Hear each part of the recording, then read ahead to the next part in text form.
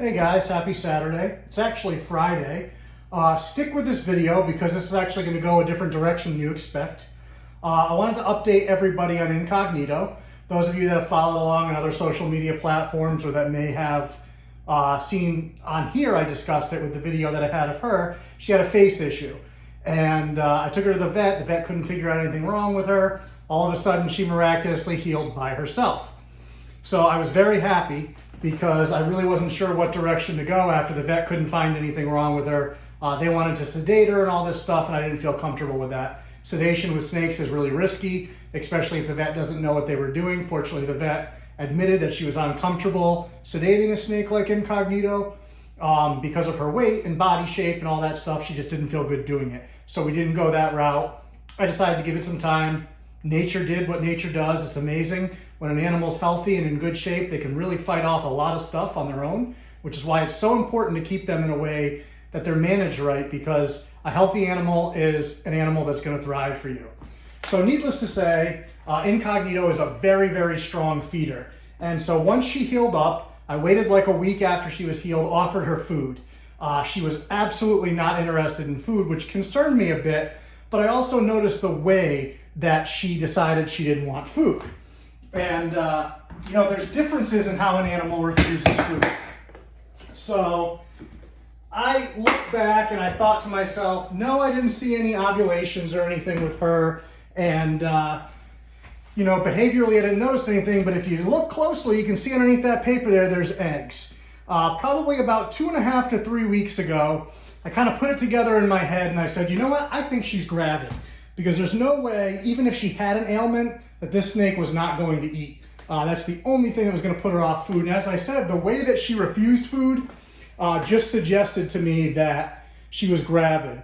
If it was something where it was just, uncomfortable for her, I would have expected her to at least show interest in the food and then have second thoughts. Instead, she was so disgusted at the idea that I was going to feed her that I kind of really got into my head that she was gravid.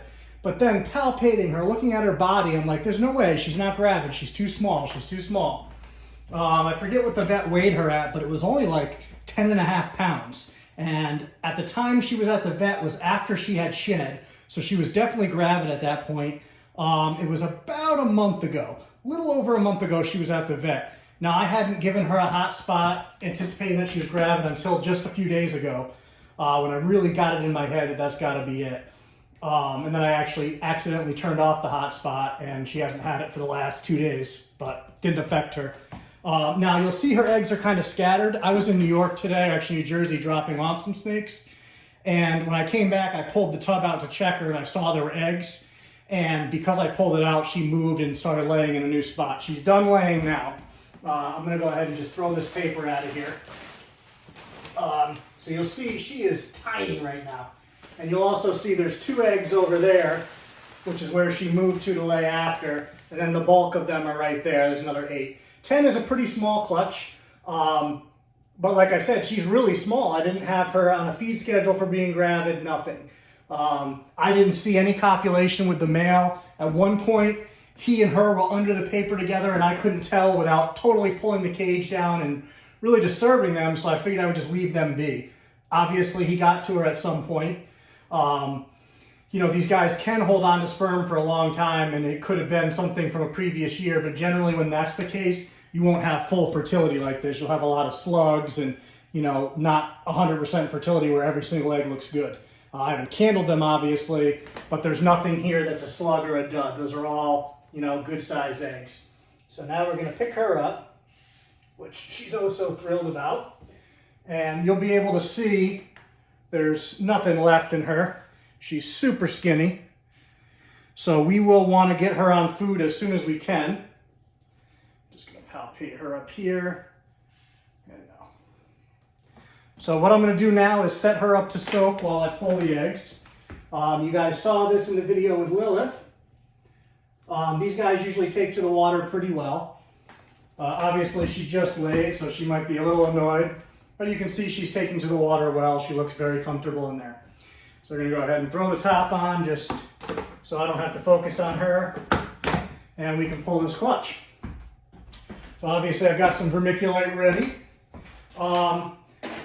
But yeah, so never, this is why good record keeping helps, because even though I didn't see copulation, I know that she had been paired, and I know time frame wise and everything going on with her body, it just made sense. So chances are the reason that her face got screwed up, she was probably gravid and just pushing, which sometimes they do when they're gravid because their body's uncomfortable and they don't know why their body's uncomfortable. So their thought is maybe it's something environmental. I'm trying to get out of here and get to a more comfortable place. But also another thing that really led me to believe that she was gravid was her behavior. She was under her paper, which is not like her.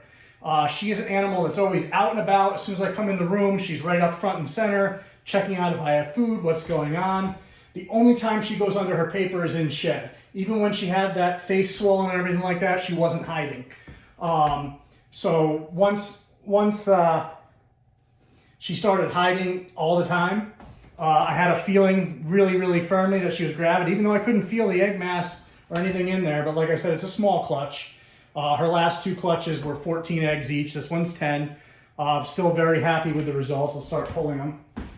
These containers are obviously designed to hold like 8 eggs at a time, but given that there's so few, I'm just going to put 5 in a container. These are the last 2 that she just laid.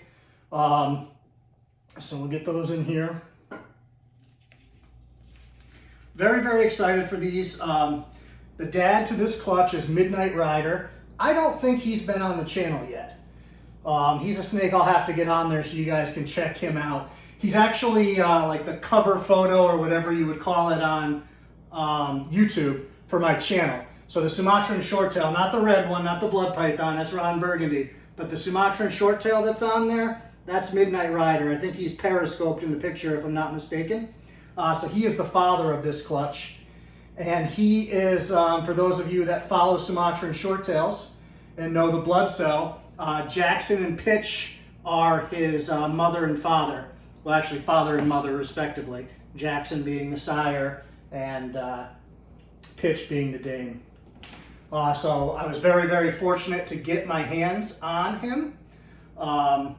You know, it's not a pairing that a lot of babies were available from, and so I'm very happy to have him and continue on that line here.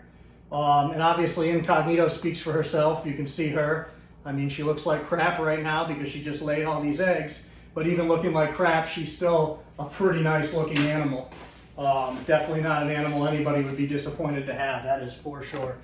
You know, you see a lot of people share Sumatran shorttails, and lighting really has an effect on what they look like. You know, not realistically, but as far as pictures and videos go and things, and a lot of people play games and make them look a lot darker than they actually are in person. But I've got some really nice pictures, and I actually think I'm going to use it as the whatchamacallit, the like still shot or whatever for this video. I'm sorry, I'm terrible with technology and proper names for technological things. Cover picture, I don't know, but I'm going to use a picture of her out in the sunlight. And the sunlight really tells you the truth.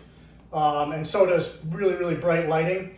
A lot of people will manipulate the lighting and make it look like they're dark animals, and they're not. And unfortunately, a lot of people do that for selling them too, and that really upsets me because that's lying as far as I'm concerned. You're lying to your customers and you're setting them up for disappointment.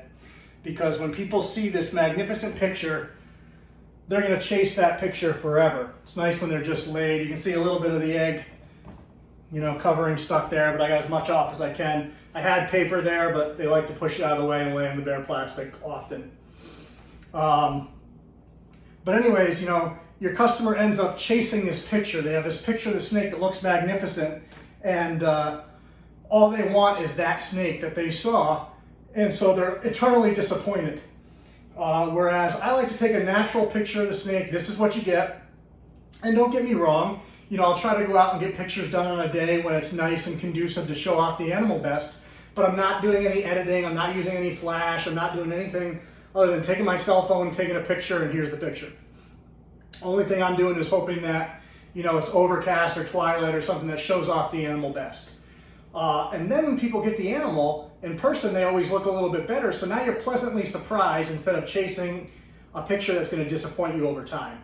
I think that's a more honest approach. I think that's more realistic. I've never even used light boxes for my pictures, anything like that. I just feel like that much manipulation just doesn't work for me. Not dogging anybody that does it. But when I buy snakes, I want to buy a snake with a natural picture outside, not with any fancy camera or any fancy equipment. Just give me what this animal looks like. I want to know what I'm getting. And I want to be surprised in a good way, not, oh man, this animal looked great, and now I've had it for a year and I can't get one decent picture of it because it never looks like that picture that I bought it with. That's no fun. Nobody likes that. So definitely, if you're in the market for these, make sure you get a natural cell phone pic where you can. Don't be too, don't be a jerk about it. But if you're going to spend big money, upwards of over $500 for one of these, I want to see a decent picture of it. I want to see a picture that you didn't manipulate, because I want to know what I'm getting. This is an investment, and it's an investment in the future. So keep that in mind. And you guys will notice every picture you see of my Sumatrans, especially when they're for sale, are all like that. Once in a while during the winter, I'll post something just to post some content. It's indoor pictures. I hate doing it. I just feel it's a disservice to the animals, and so I try not to. But I'm going to cut this short. This worked out because I had no idea what I was going to do for a video tomorrow. I was actually just going to probably sit down and discuss some things, but who doesn't want to see Incognito's eggs? She's one of my favorite animals. She's a great animal. Everybody that knows her loves her. She's personable to handle. As you can see, I just pulled her off of eggs and she didn't even really throw a fuss. Now, mind you, she just finished laying, so that goes into it too. A lot of animals are exhausted and fight you less anyways. But even if I had pulled her off of these eggs tomorrow, she would have not been any different. She would have just been a little more huffy and a little more vocal about it. But we have a great working relationship, and so her and I are always good. Give you a last look at her in there. You say hi to everybody, darling? And I'm going to give her a bath in a few and get that egg smell off of her. And hopefully she'll be eating tomorrow or the next day. It'll make me really happy to get some food in her pretty quick because she's really on the thin side. Like I said, I was kind of managing her slowly to build towards breeding this winter because I didn't think she was going to go. But she told me what was up, right, darling? You see, she's just a great, great snake. I can't beat her. She's being a little vocal right now, but all things considered, it's to be expected. But obviously you can see she has no ill intent. And she's very content soaking. One of the things about short tails and blood pythons, 99% of them don't mind soaking at all. Don't ever assume that they're good with it and just throw them in there and force it on them. But, unless it's medically necessary or something you really have to do. But if you temp the water right where it's comfortable to their body temperature, these guys will usually sit in there for a long period of time. I don't find mine soak on their own very much. Her dish obviously is not big enough to anyways. But they're very content to do that. And it's fun to watch them suck in air and let it go when they want to go up or down. They can suck in air and kind of sit on the water a little more, or they'll let it out and go under. So it's cool to watch them do that. But I'll let you go so we're not making this video forever. I know you guys have no attention span. So we'll see you later on Tuesday. Have a good one, guys.